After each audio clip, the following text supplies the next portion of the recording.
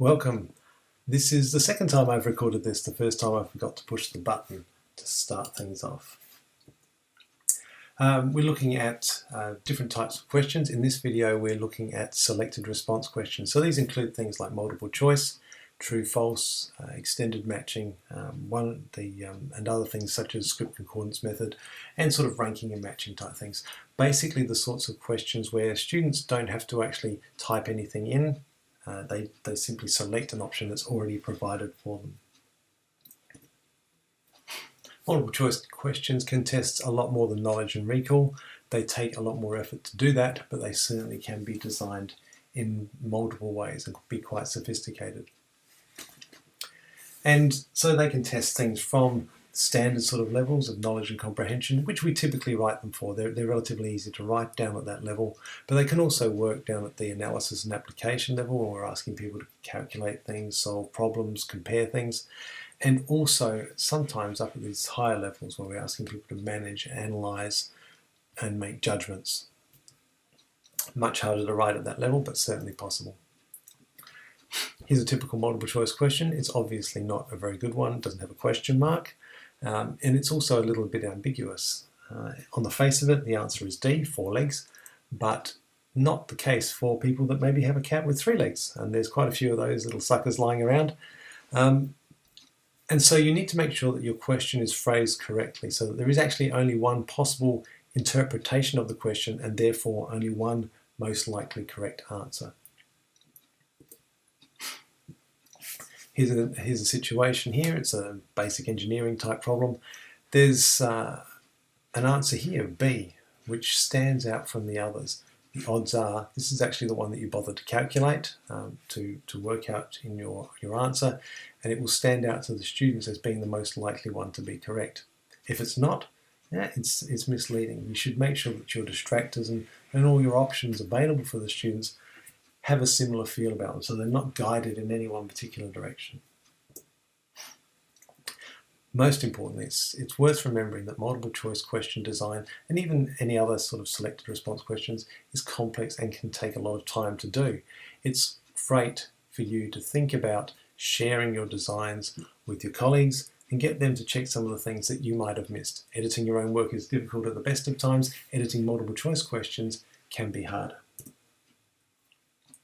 Multiple choice questions have aspects to them. They have options, they have a stem, which is basically the question part of it, and has the question itself. We've talked about the question being self-contained and being unambiguous. The options need to be realistic, so the cat question with options of 1 and 5 doesn't happen too often unless you have a very unfortunate cat. And the STEM itself, the question itself, does it pass the cover test? We'll talk about the cover test a little bit later, but simply cover up all the available options. Does the question make sense? Can the student answer the question? Potential problems with multiple choice questions and other selected response questions is the poor structure, typically. There might be additional content in there which is irrelevant to the actual question itself. There may be item writing flaws, such as the cat one, poor distractors, such as the cat one. There may be queuing, such as the cat one with the weight of 4.5 kilograms. And all of these things can actually introduce significance to the guessing factor in multiple choice questions. Another problem is that people typically write them to focus on recall of knowledge when there's no need to do so. Item writing flaws will have impact on your good students, not on the borderline ones. The good students look at the subtleties in questions. They think a bit more deeply about them. They think a bit more deeply about the answers. If you write them wrong, they will think that is intentional, and they're looking for the trick. They're looking for the way to interpret this that actually makes sense and can cause them quite a bit of problems. Borderline candidates just don't look for that sort of stuff. Here's a typical question with an item writing flaw. This is basically a gimme question. Your students will undoubtedly get it right most of the time.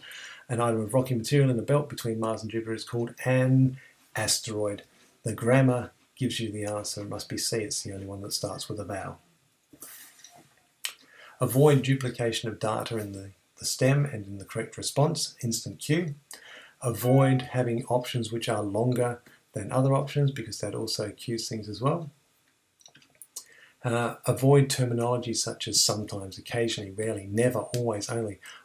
Some are vague, some are so definitive and absolute that they probably never really occur in many situations and therefore can cause problems for the better students.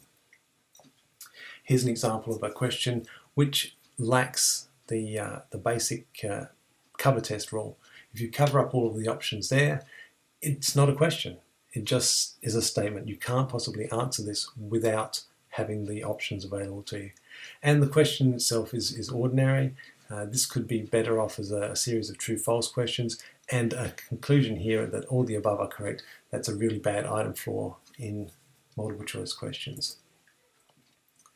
This one also has an item writing flaw. It's relatively minor. It's saying which one of the following, so you do need the options here, but it will be easily fixed by saying what is the most likely diagnosis in this case.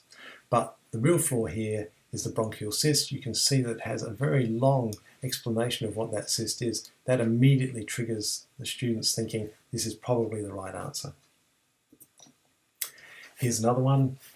This is a really difficult question to interpret. Multiple choice questions would typically take something around about a minute to complete.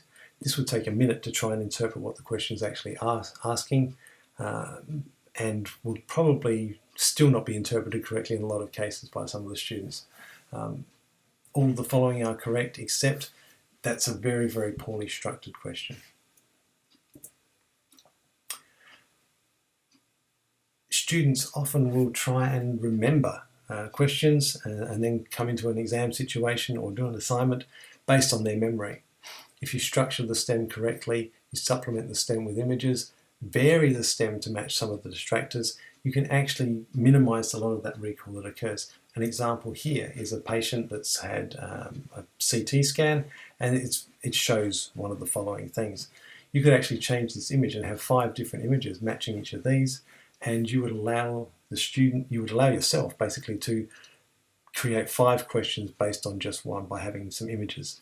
It also minimizes the guessing and the memorization aspect that students often practice in these sorts of questions, and would get them to actually learn some of the things that are meant to be shown in this scan.